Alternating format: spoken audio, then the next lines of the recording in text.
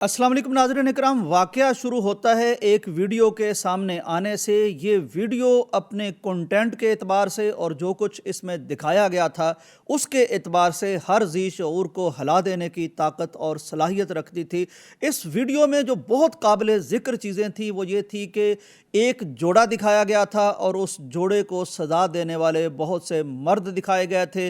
उनके हाथों में असलहा था और एक गाड़ी भी देखी जा सकती थी और कुछ आवाज़ें सुनाई दी गई थी जो बलोची ज़ुबान में आवाज़ें थीं और ख़ास तौर पर उसमें जो खातून मौजूद थी उसकी जो कुव्वत थी और उसमें जो एक वक़ार था और जो एतबार था और जो एक कहना चाहिए इत्मीनान था, वो सब को हिला के चला गया। कोई सोच भी नहीं सकता कि एक औरत जिसके सामने गन हो, गोली हो, जान का ख़तरा हो, वो इस कदर भी इत्मीनान का इजहार कर सकती है। बहरहाल देखा यह गया कि उस वीडियो में जो हमें नज़र आया, उसने कहा कि तुम्हें सिर्फ गोली चलाने की इजाज़त है। ये बलोची ज़ुबान में अल्फाज उसने कहे और उसके बाद उसका ये जुमला वायरल हो गया। हर कोई अपने अपने अंदाज में उसकी तशरीह करता रहा। कुछ ने कहा कि उसने ये कहा था कि तुम मुझे मेरी बेहुरमती नहीं कर सकते, तुम सिर्फ गोली चला सकते हो, या किसी ने कहा कि उसके कहने का मतलब ये था कि इससे ज़्यादा तुम मेरा नुकसान नहीं कर सकते, तुम सिर्फ गोली चला सकते हो।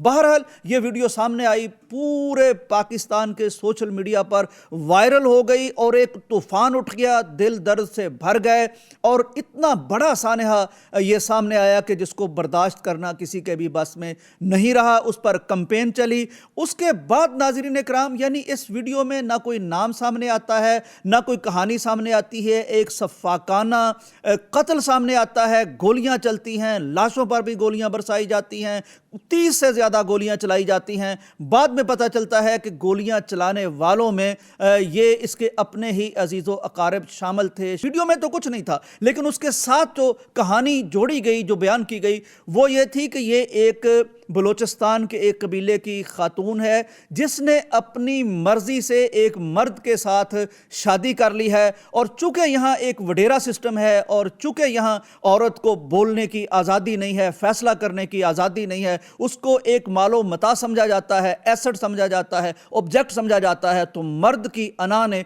इसको बर्दाश्त नहीं किया कि वो उसके फैसले के खिलाफ जाके अपनी मर्जी से किसी से शादी करे। ना इसकी शरीयत में ममानत है, ना कानून में ममानत है, ना अखलाक में ममानत है। इंसान मुसलमान हो या ना हो, उसको आज़ादी से ये हक चुनने का इख्तियार है। चुनाचे पूरे पाकिस्तान के दिल पर करब गुजर गया, क़यामतें गुजर गई, सब ने आवाज़ बुलंद की, बहुत गलत हुआ, बहुत गलत हुआ।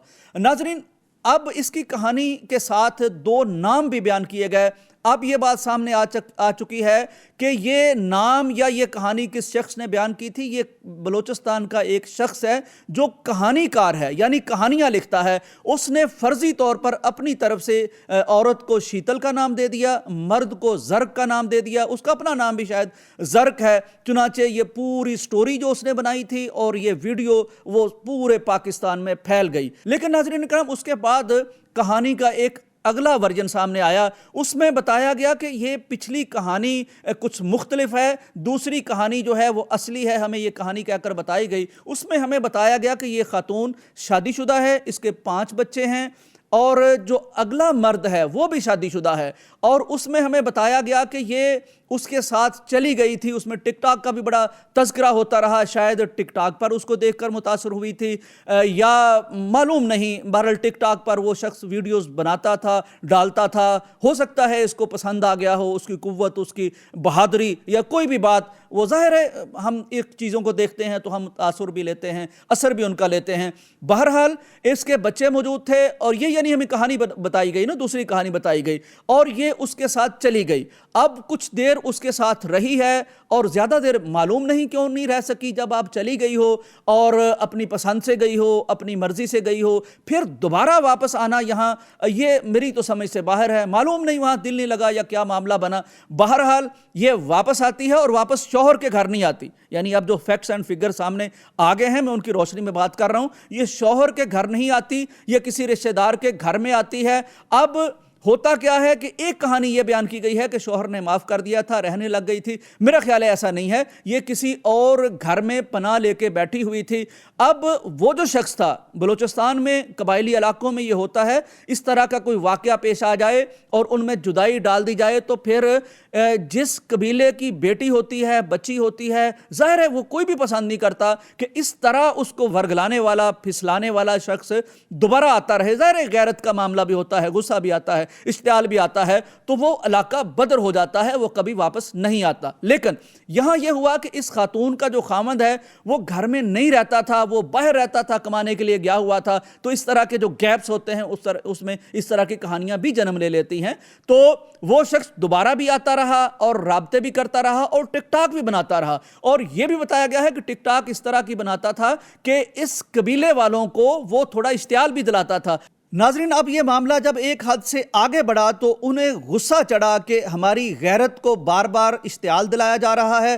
چنانچہ انہوں نے کہا کہ ہم اس عورت کو قتل کر دیں گے. اب جس کی پناہ میں یہ خاتون تھی, اس نے کہا کہ قتل کرنا ہے تو پھر اکیلی عورت نہیں ہوگی بلکہ اس کے ساتھ جو موجود ہے اسے بھی قتل کیا جائے گا. اس پر جرگہ بیٹھا اور جرگے نے فیصلہ کیا.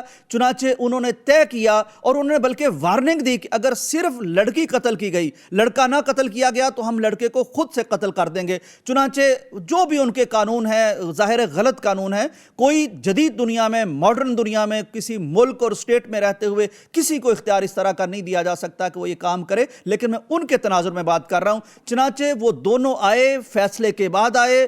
عورت نے بہادری سے اس گولی کا سامنا کیا, مرد کو بھی مارا گیا. ان میں سے کسی کے پاس قرآن مجید بھی تھا. اب وہ کس لیے تھا, کیسے تھا, مجھے معلوم نہیں ہے. اب بات ناظرین جب یہاں تک پہنچتی ہے تو ہمارا جو سوشل میڈیا ہے, چونکہ جو بات پہلے آتی ہے جس میں مظلوم کے ساتھ ہم کھڑے ہوتے ہیں, تو قدرتی طور پر, نیچرل طور پر ہماری ہمدردیاں, ہماری حمایتیں اس کے ساتھ ہو جاتی ہیں. جب دوسرا نیریٹو آتا ہے تو اس کو ماننا اور بیان کرنا دونوں مشکل ہوتے ہیں. لیکن انصاف کا تقاضا ہوتا ہے کہ دوسرے فریق کی بات بھی سنی جائے, پھر آپ کو حق حاصل ہوتا ہے کہ آپ کوئی بھی فیصلہ کریں. اب جا کے ایک بیان دے دیا ہے سرفراز بگٹی نے, جو وزیر اعلیٰ ہیں بلوچستان کے. انہوں نے کہا ہے کہ یہ مت سمجھا جائے کہ میں وکٹم بلیمنگ کر رہا ہوں, یعنی کہ مظلوم پر ہی الزام لگا رہا ہوں, لیکن بات جو حقائق ہیں وہ بھی سامنے آنے چاہیے.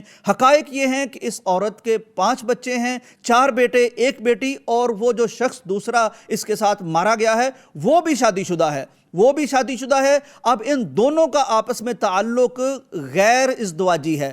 کیا تعلق ہے مجھے نہیں پتا, نہ اس پر بیان کیا گیا, لیکن دونوں کا آپس میں نکاح نہیں تھا. اب یہاں سے کہانی ایک اور ٹرن لے لیتی ہے. ناظرین کرام, میں صرف اتنی بات کرنا چاہتا ہوں کہ تھوڑی سی معلومات ہمیں لے کر بات کرنی چاہیے. ہم نے کئی دفعہ اس طرح کا معاملہ کیا, کامران مسیح کے معاملے میں ہم نے دیکھا, اور کئی دفعہ ہم نے دیکھا حمیرہ اصغر کے معاملے میں ہم نے دیکھا کہ ایک بیانیہ بن گیا, اس کے بعد اس کے والدین کا جو بیان آیا وہ بالکل قطعی مختلف تھا. ناظرین اکرام, اب صورتحال یہ ہے کہ وہاں کے جو چیف جسٹس ہیں وہ حکم دے چکے ہیں کہ ان کی قبر کشائی کی جائے گی اور دیکھا جائے گا کہ اس کی پوسٹ مارٹم رپورٹ کو دیکھا جائے گا, باقی معاملات کو دیکھا جائے گا.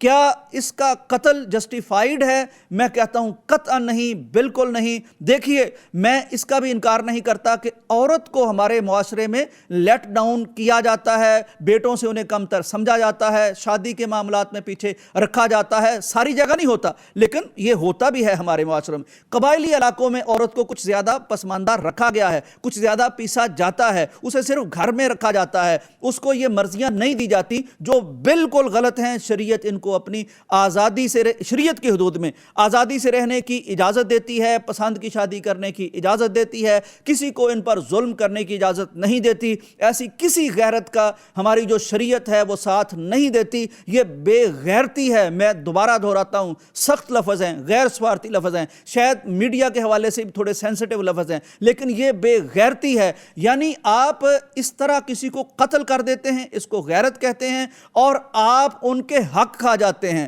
ان کے حقوق کھا جاتے ہیں, ان کی جائیدادیں کھا جاتے ہیں, ان کی آزادیاں کھا جاتے ہیں, تو اس کو آپ غیرت کہتے ہیں. یہ کوئی غیرت نہیں ہے.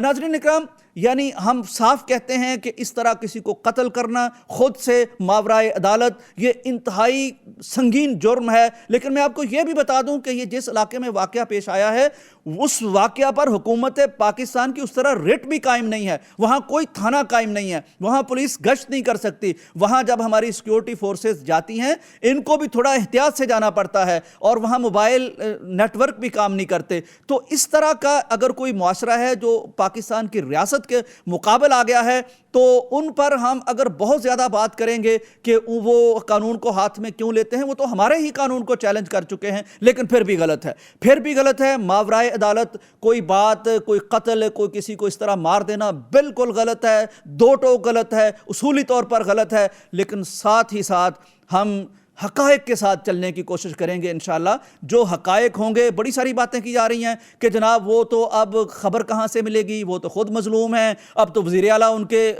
ساتھ آ گیا ہے، ان کے حق میں آ گیا ہے۔ بھائیو دیکھو، میرا اور آپ کا جو گمان ہے ہو سکتا ہے وہ ٹھیک ہی ہو، لیکن جب تک ہمارے پاس اس کے دلائل نہیں ہیں ہم اس کو ثبوت کے طور پر نہ عدالت میں پیش کر سکتے ہیں، نہ شریعت کے کسی قاضی کے سامنے پیش کر سکتے ہیں۔ اس پر بھی ہمیں ضرور غور کرنا ہوگا، کیونکہ بے شمار قتل صرف ٹک ٹاک کی وجہ سے ہو چکے ہیں، بے شمار گھر صرف ٹک ٹاک کی وجہ سے اجڑ چکے ہیں۔ تو ہمیں اپنے بچوں کے ساتھ بھی محبت ہونی چاہیے، اپنی فیملی کے ساتھ بھی محبت ہونی چاہیے، اپنے قانون کے ساتھ بھی محبت ہونی چاہیے، اور ہمیں بہرحال ایک پورا سینیریو لے کر اس کا تجزیہ کرنا چاہیے، بجائے اس کے کہ آدھی چیز لے کے کسی کے خلاف ہو جائیں، آدھی چیز لے کے کسی کے حق میں ہو جائیں۔ یہ انصاف کا تقاضا نہیں ہے۔ ہم نے اللہ کے حضور پیش ہونا ہے اور اس معاشرے کو بہتر دیکھنا ہے۔ اس کا طریقہ ہے کہ پوری پکچر کا تجزیہ کیا جائے، جلدی میں اپنے ایجنڈے کے مطابق چیزیں نہ لی جائیں۔ اجازت دیجیے، اللہ حافظ۔